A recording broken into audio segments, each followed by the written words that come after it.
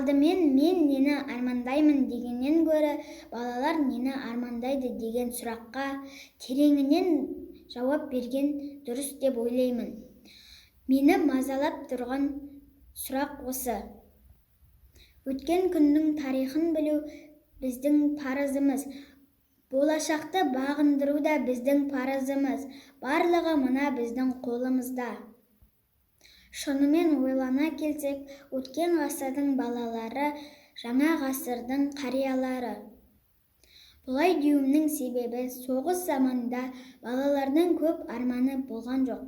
Біз ол заманда болған жоқпыз.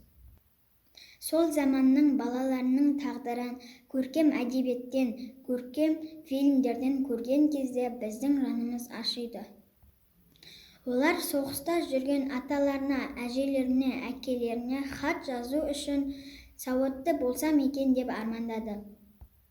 Сонымен бірге соғыс тоқтаса, бейбіт заман орнаса, соғысқа кеткен жандар аман есен оралса деп тіледі. Ал біздің ғарыштап дамыған заманға армандар арманға жетелейді. Мен өзімнің осындай бейбіт аспан астында өмір сүріп жатқаныма қуанамын. Менің армандарым көп. Мен атақты, елге танымал суретші болғым келеді.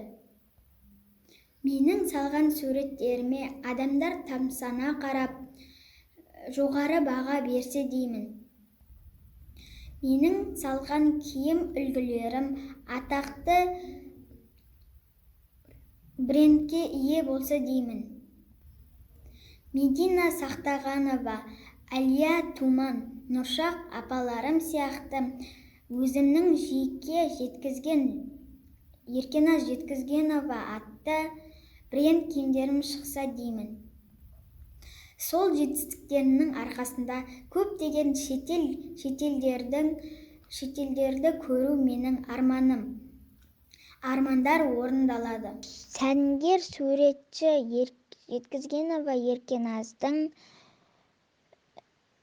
топтамаларымен таныс болыңыздар. Бірінші көйлегім аналарға, апаларымызға арналған ыңғайлы көйлек. Екінші көйлегіміз бой жеткен қыздарымызға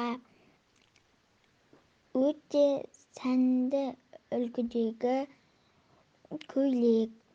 Үшінші көйлегім